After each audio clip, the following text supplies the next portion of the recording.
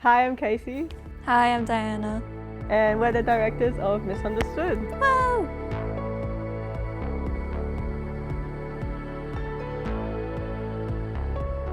So, I'm Diana. I'm an undergraduate university student in my last year. I co-directed the film. That's pretty much it. What about you? Hi, I'm Casey. I'm a video producer for a logistics company, and this is a project that I've been wanting to work on for a long time, Misunderstood. It's on bisexuality, there's Latina representation, made by queer people for queer people. Yeah. Let's talk about what was the inspiration for the film. For me, I wanted to put more bisexuality representation in the film industry. Most of the films that I've watched on YouTube, it's more either lesbian or you're questioning.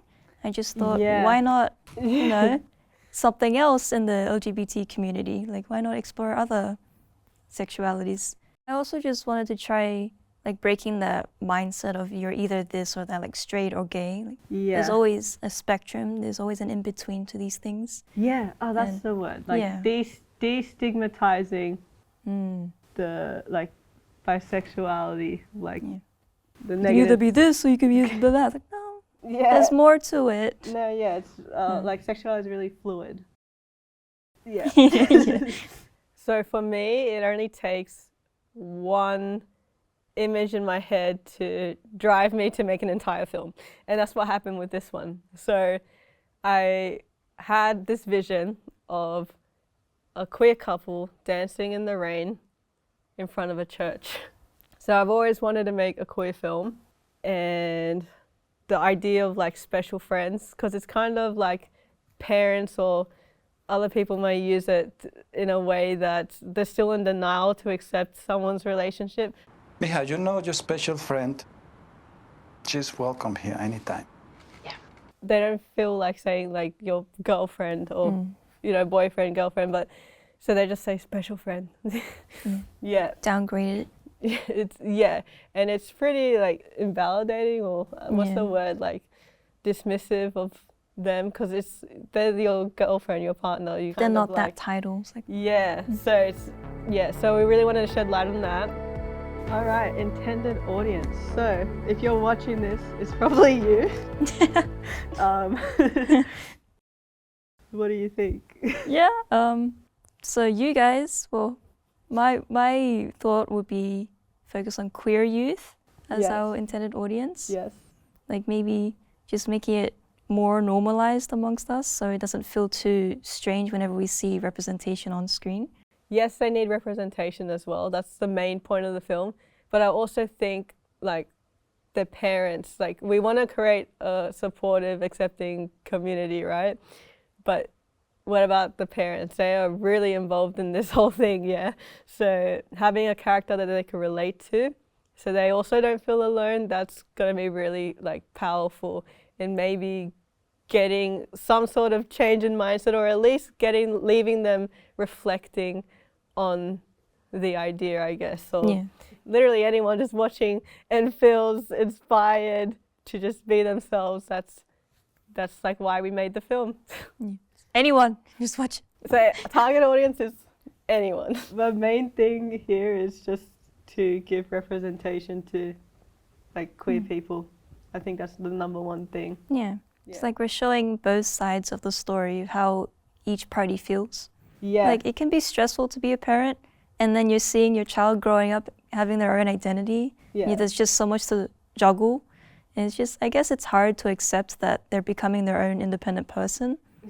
So, we're just trying to show that as well, that Roberto's trying, but it can come across as something different to the child. So, what was your favorite scene in the film? My favorite scene would have to be the final car scene, because it's such a happy... Oh, spoilers. I'm just letting you know this is a happy ending, okay?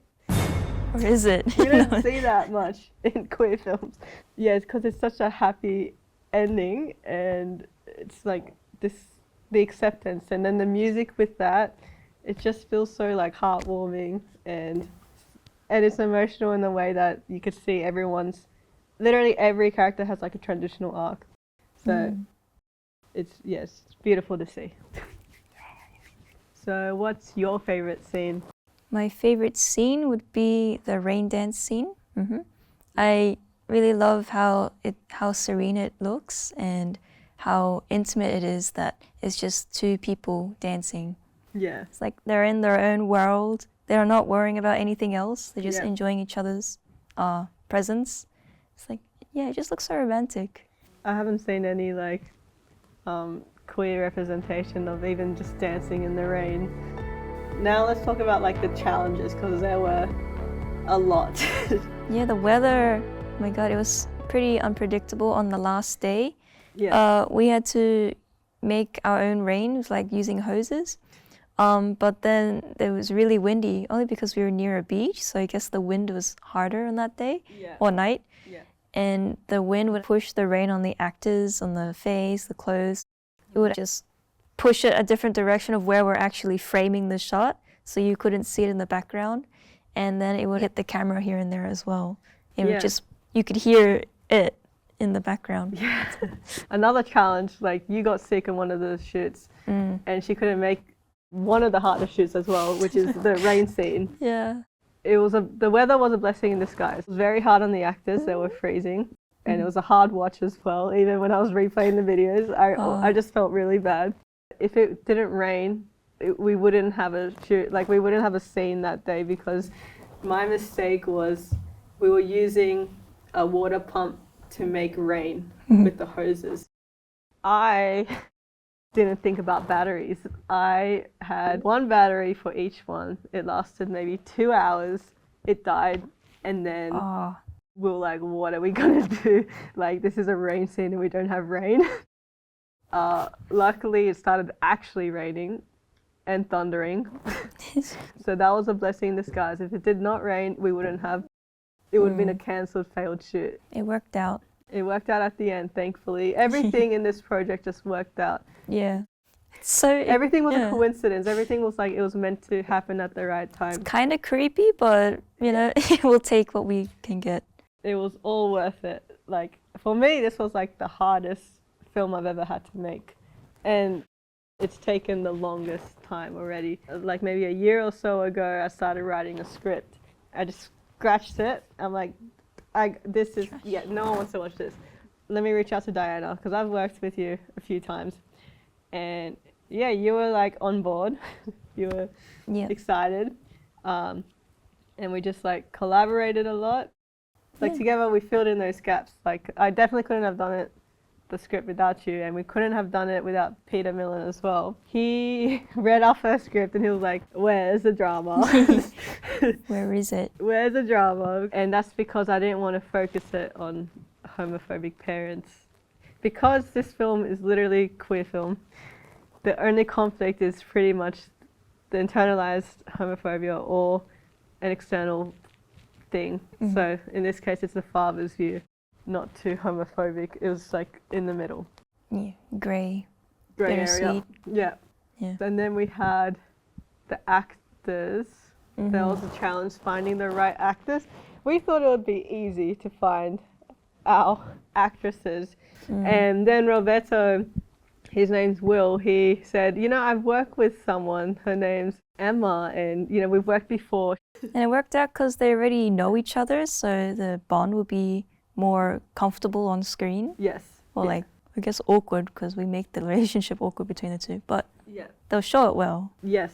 And same with Yui. You found Aileen. Yeah. Right. She was referred to by a friend that found out through Facebook. Yeah. Oh, you found her through Facebook. Yeah, I was like, yes. Yeah. Oh no, actually, she was referred to by a friend, so she doesn't have Facebook. Her friend had it, so I was like, hey, you should try this out.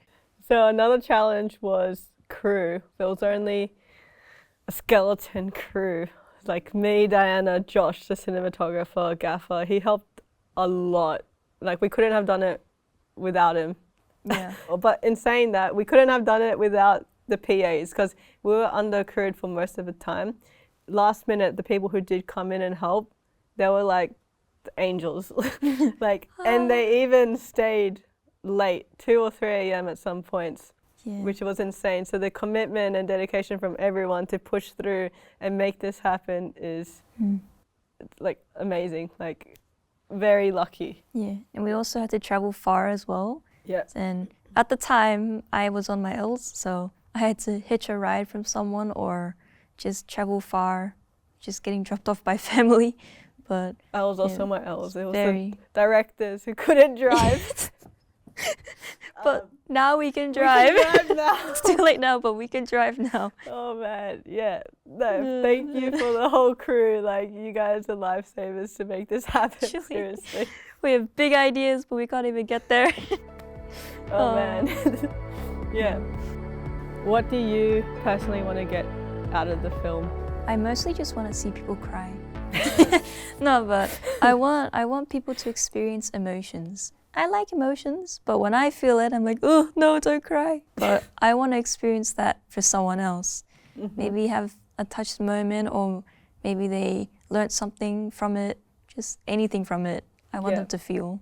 Yeah, you want them to feel moved and inspired. Yeah, same here. Yeah.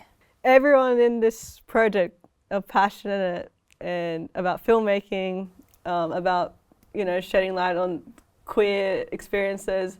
So I'm just thankful for every single person in this production.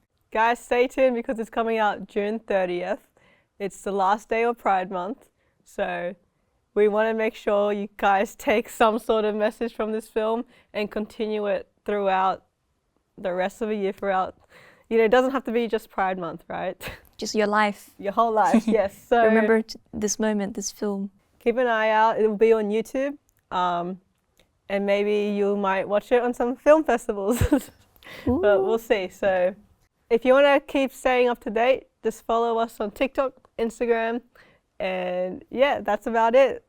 Can't wait to show you guys what we've got, what the film is about. Yeah. Thank you for watching. It's been fun. The co-directors, Diana and Casey of Misunderstood, the short film. All right. See you guys. Bye-bye.